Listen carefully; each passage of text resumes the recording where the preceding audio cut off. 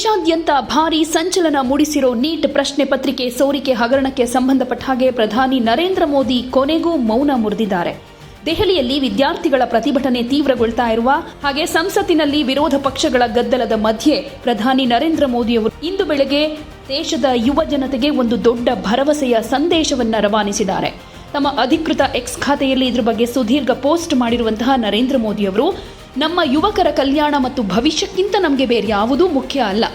Paper leak ಪ್ರಕರಣಗಳಲ್ಲಿ ಭಾಗಿಯಾಗಿರೋರಿಗೆ ತಕ್ಷಣವೇ ಮತ್ತು ಕಠಿಣ ಶಿಕ್ಷೆ ವಿಧಿಸೋದಕ್ಕೆ ಸರ್ಕಾರ ಮಹತ್ವದ ನಿರ್ಧಾರ ಕೈಗೊಂಡಿದೆ ಅಂತ ತಿಳಿಸಿದ್ದಾರೆ. ಪೇಪರ್ ಲೀಕ್ ಪ್ರಕರಣಗಳ ವಿಚಾರಣೆಯನ್ನು ತ್ವರಿತವಾಗಿ ನಡೆಸೋದಕ್ಕೆ ಫಾಸ್ಟ್ ಟ್ರ್ಯಾಕ್ ನ್ಯಾಯಾಲಯಗಳನ್ನು ಸ್ಥಾಪಿಸೋದಕ್ಕೆ ಕೇಂದ್ರ ಸರ್ಕಾರ ನಿರ್ಧರಿಸಿದೆ. ದೋಷಿಗಳಿಗೆ ಶೀಘ್ರವಾಗಿ ಮತ್ತು ಕಠಿಣ ಶಿಕ್ಷೆ ಸಿಗೋದನ್ನು ಖಚಿತಪಡಿಸಿಕೊಳ್ಳೋದಕ್ಕೆ ನಾವು ಫಾಸ್ಟ್ ಟ್ರ್ಯಾಕ್ ಕೋರ್ಟ್ಗಳನ್ನು ಸ್ಥಾಪನೆ ಮಾಡೋದಕ್ಕೆ ನಿರ್ಧಾರ ಮಾಡಿದ್ದೀವಿ. ಈ ಸಂಬಂಧ ಅಗತ್ಯ ಕ್ರಮಗಳನ್ನು ಕೈಗೊಳ್ಳುವಂತೆ ಸಂಬಂಧಪಟ್ಟ ಅಧಿಕಾರಿಗಳು ಮತ್ತು ಇಲಾಖೆಗಳಿಗೆ ಸೂಚನೆ ಕೊಟ್ಟಿದ್ದೀವಿ ಅಂತ ಸ್ಪಷ್ಟಪಡಿಸಿದ್ದಾರೆ. ವಿದ್ಯಾರ್ಥಿಗಳ ಹಿತಾಸಕ್ತಿಯನ್ನು ರಕ್ಷಣೆ ಮಾಡೋದಕ್ಕೆ ಸರ್ಕಾರ ಸರಣಿ ಕ್ರಮಗಳನ್ನು ಕೈಗೊಳ್ತಾ ಇದೆ. ಅದರ ಭಾಗವಾಗಿಯೇ ಈ ನಿರ್ಧಾರ ಕೈಗೊಳ್ಳಲಾಗಿದೆ.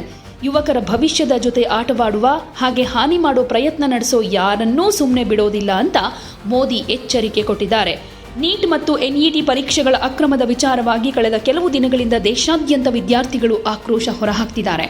ಸಂಸತ್ತಿನ ಅಧಿವೇಶನದಲ್ಲೂ ವಿರೋಧ ಪಕ್ಷಗಳು ಈ ವಿಚಾರವಾಗಿ ಪ್ರಧಾನಿ ಮೌನವಾಗಿರೋದನ್ನ ಪ್ರಶ್ನೆ ಮಾಡಿದ್ವು. ಈಗ ಪ್ರಧಾನಿಯವರೇ ನೇರವಾಗಿ ಮಧ್ಯಪ್ರವೇಶಿಸಿ ಫಾಸ್ಟ್ ಟ್ರ್ಯಾಕ್ ಕೋರ್ಟ್ ಘೋಷಣೆ ಮಾಡಿರೋದು ವಿದ್ಯಾರ್ಥಿ ಸಮೂಹಕ್ಕೆ ಸಮಾಧಾನ ತಂದಿದೆ. ಆದರೆ ಈ ವಿಷಯವನ್ನ ವಿಪಕ್ಷಗಳು ಸಂಸತ್ತಿನಲ್ಲಿ ಯಾವ ರೀತಿಯಾಗಿ ಬಿಂಬಿಸ್ತಾವೆ ಕಾದು ನೋಡಬೇಕು. ಯಾಕಂದ್ರೆ ಒಂದು ಕಡೆ ಪ್ರಧಾನಿ ಮೋದಿಯವರೇ ಚರ್ಚೆಯಲ್ಲಿ ಭಾಗಿಯಾಗಬೇಕು, ನಮ್ಮ ಪ್ರಶ್ನೆಗೆ ಉತ್ತರ ಕೊಡಬೇಕು, ಸಂಸತ್ತಿನಲ್ಲಿ ಮಾತಾಡಬೇಕು, ವಿದ್ಯಾರ್ಥಿಗಳ ಮುಂದೆ ಬಂದು ಮಾತಾಡಬೇಕು ಅಂತೆಲ್ಲ ಹೇಳ್ತಿದ್ದಾರೆ. ಪ್ರಧಾನಿ ಮೋದಿಯವರು ಸೋಷಿಯಲ್ ಮೀಡಿಯಾದಲ್ಲಿ ಒಂದು ಪೋಸ್ಟ್ ಮೂಲಕ ತಪ್ಪಿತಸ್ಥರ ವಿರುದ್ಧ ಕ್ರಮ ಕೈಗೊಳ್ತೀವಿ, ಕಠಿಣ ಕಾನೂನನ್ನ ರೂಪಿಸ್ತೀವಿ ಅಂತೆಲ್ಲ ಹೇಳ್ತಾ ಇದ್ದಾರೆ. ಆದರೆ ಚರ್ಚೆಯಲ್ಲಿ ಭಾಗಿಯಾಗ್ತಾರಾ, ನಮ್ಮ ಪ್ರಶ್ನೆಗಳಿಗೆ ಉತ್ತರ ಕೊಡ್ತಾರಾ ಅನ್ನೋ ರೀತಿಯಲ್ಲೇ ವಿಪಕ್ಷಗಳು ಪ್ರಶ್ನೆ ಮಾಡ್ತಾ ಇವೆ. ಸೊ ಕಾದು ನೋಡಬೇಕು ಇವತ್ತಿನ ಸಂಸತ್ನಲ್ಲಿ ಈ ವಿಚಾರದಲ್ಲಿ ಏನು ಬೆಳವಣಿಗೆ ಆಗುತ್ತೆ ಅಂತ.